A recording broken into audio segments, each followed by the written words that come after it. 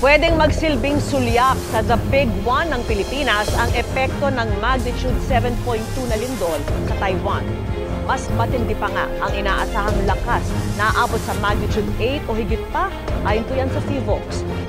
Isang malakas na lindol ang yumanig sa rehiyon ng Baghang sa Nepal. Ang trahedyang ito ay naganap kagabi at naramdaman ito ng mga residente sa rehiyon. Iniulat ng mga lokal na otoridad ang pinsala sa mga gusali at kalsada sa lungsod. Ayon sa pangunahing datos, ang laki ng lindol ay higit sa 6 na puntos sa Richter scale. Wala pang eksaktong impormasyon ukol sa likas na kalamidad. Ngunit ang mga tagapagligtas ay nagtatrabaho sa lugar.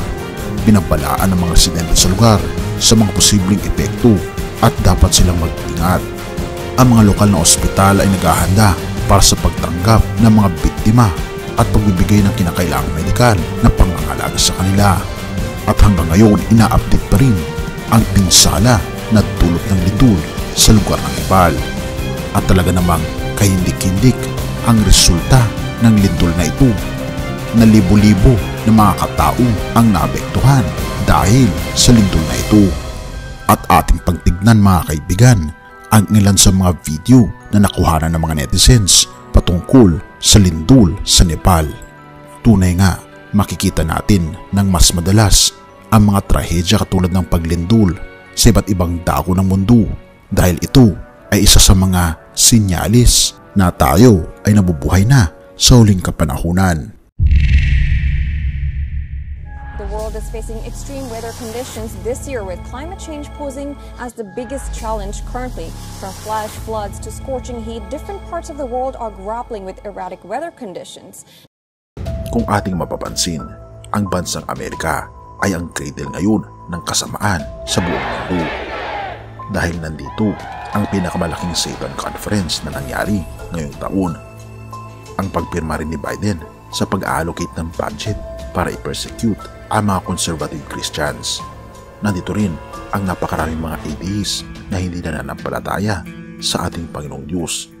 At ang sobrang kalayawan na tinatawag na Western culture ay sinakop na nito ang buong mundo dahil sa kanyang pagkaliberal, at nawawala na ang pagmamahal ng nakararaming mga Amerikano sa ating Panginoong Diyos dahil na rin sa kabisihan sa mga trabaho ng mga tao doon. Kaya naman kung ating mapapansin, ganoon na lamang sunod-sunod na ang mga catastrophe at mga pangyayaring hindi maganda sa lugar ng United States of America. Kabilang na rin dito ang pagbagsak ng ekonomiya. To accumulate was added by just one administration alone, the last one. They're the facts. Check it out. Check it out. Dahil na rin sa poor performance ni President Joe Biden. Ang paglaganap ng napakaraming krimen, pagbagsak ng populasyon, kawalan ng tubig, pagdami ng mga dilubyo, pagwasak sa New York City, at napakarami pang iba. At nito lamang mga kaibigan, isang napakadelikado na pattern ang na-unfold ngayon sa bansang Amerika na pwedeng mag-cause ng isa sa mga pinakadilubyo na trahedya sa bansang Amerika. Just last month kasi ay binanggit ng isang vlogger na si Ryan Hall ang isang huge ridge bilang isang high pressure na pinapangalanan niyang Death Ridge. Ito ay nafo-formulate sa sentro ng bansang Amerika dahil ang ginagawa nito ay binablock nito ang mga potensyal ng mga hurricane at ipo-ipo na pwedeng puminsala sa gitnang bahagi ng Amerika. Ngunit sa ngayon mga kaibigan, nawawala na ang Death Ridge na ito na nagliligtas sa bansang Amerika. Tinatawag rin itong Omega Block, at dahil dito, isang rare weather pattern ang nangyayari ngayon sa bansang Amerika na pwedeng puminsala sa gitnang bahagi ng June, ayon na rin sa mga eksperto. Ito raw ay isang severe weather na maapektuhan ang large area ng United States of America dahil na rin sa nawawala na ang Death Ridge o Omega Block na pumipigil sa malakas na bagyo sa bansang Amerika. Ang prediction nito ay pwedeng umabot ng 8 milyon na mga katao ang maapektuhan ng pinsala ng mga bagyong ito. At sinasabi na mangyayari daw ang pinakamaraming tornado phenomena sa bansang Amerika.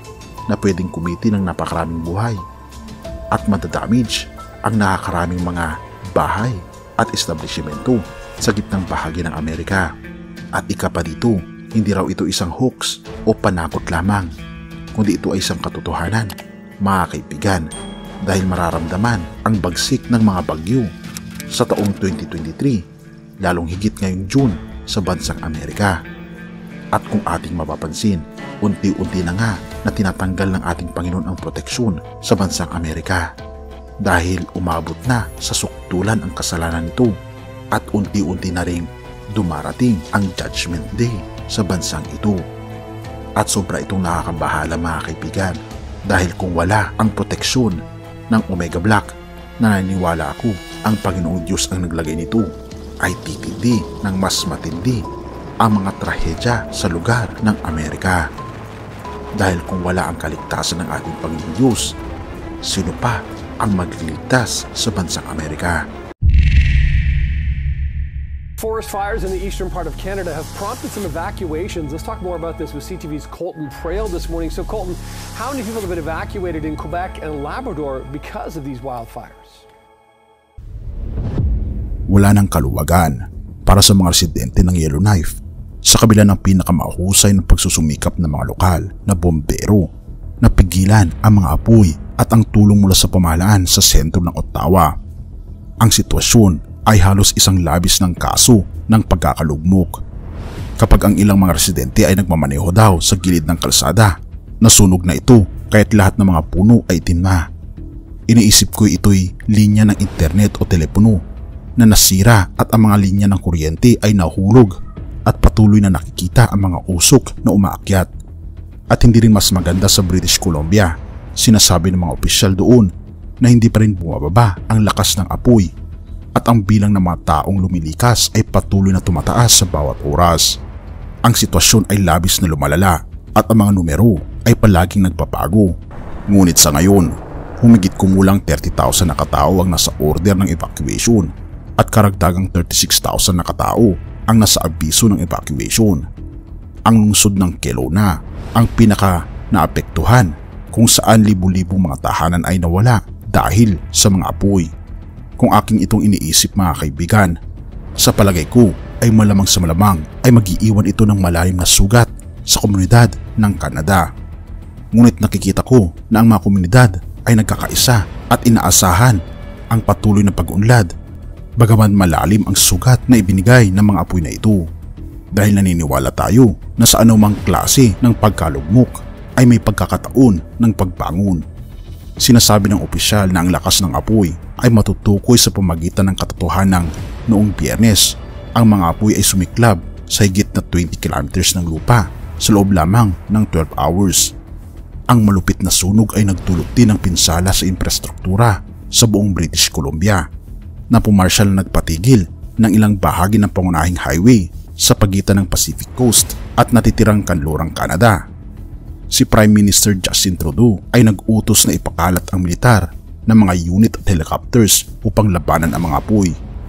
Tumukoy rin siya na ang sentral na pamahalaan ay magbibigay ng kinakailangang tulong upang tulungan ang mga lokal na komunidad na makabangon mula sa trahedya.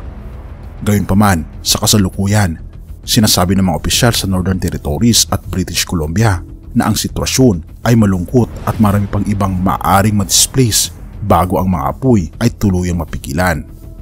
At kung ating mapapansin mga kaibigan, nakakatakot na ang mga pangyayari sa ating mundo na tila baga sunod-sunod na itong nangyayari.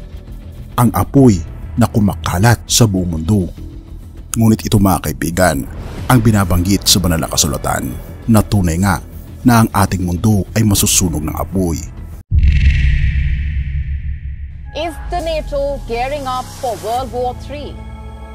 A recent report suggests a prominent NATO ally, Germany, reportedly has a plan to deploy hundreds of thousands of troops to fight Russia in the event of a future war. Ang opisyal ng NATO ay nagsabi sa mga sibilyan na maghanda para sa digmaan sa Russia. Ito'y ayon din sa ulat ng kyiv-post.com.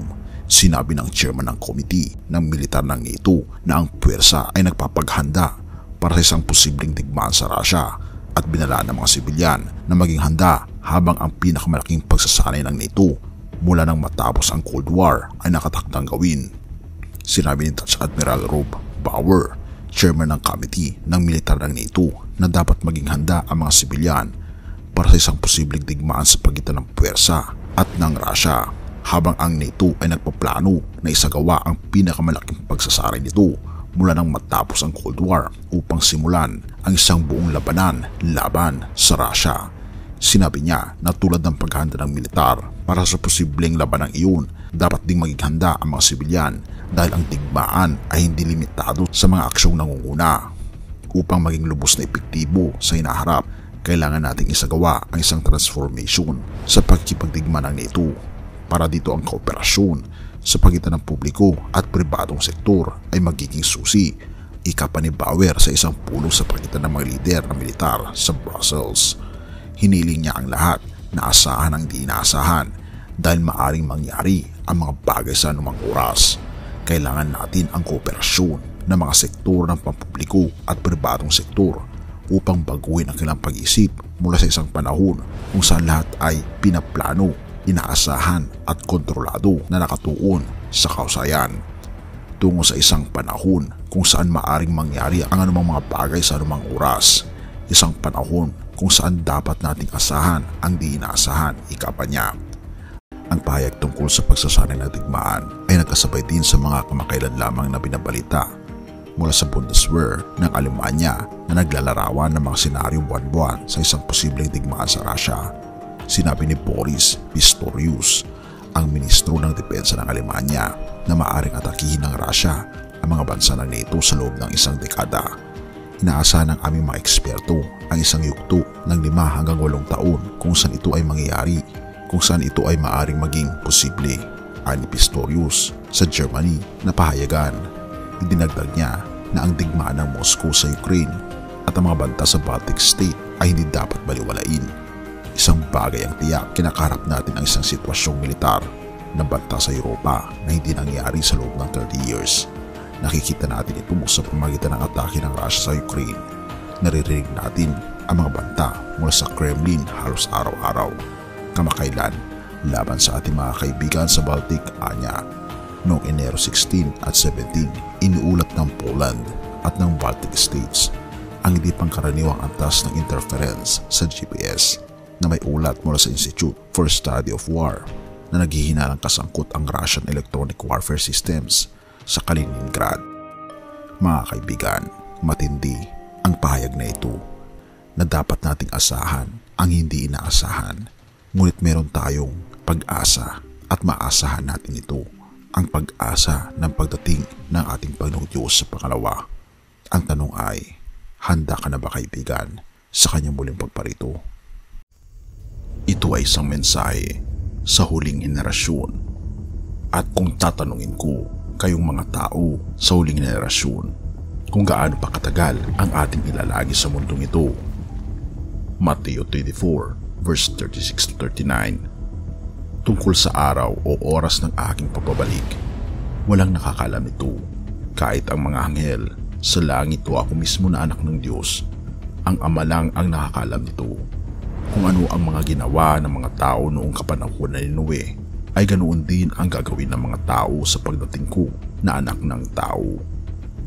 Ang passage na ito o scripture ay isang bagay na naggagrab ng aking atensyon, na tayo ay patungo na sa huling kapanahunan, ang pagdating ng anak ng tao, ang ating Panginoong Hesus. Dahil sa paglipas ng panahon, tayo ay papalapit naman sa pagdating ng ating Panginoong Hesus. Kung ating ipagpapatuloy ang binabanggit sa Mateo 24 verse 36 to 39, sa verse 38, ng mga araw na iyon bago bumaha, ang mga tao ay nagsisikain, nagiinuman at nagsisipag-asawa hanggang sa araw na pumasok si Noe sa barko. Wala silang kaalam-alam sa mangyayari hanggang sa dumating ang baha at nalunod silang lahat. Ganyan din ang mangyayari sa pagdating ko na anak ng tao. Aking pagnaalala, napaka-normal na mga pangyayari ang mga nangyayari noon sa panahon ni Noe. At ito rin ang nakikita ko sa ating kapanahunan ngayon.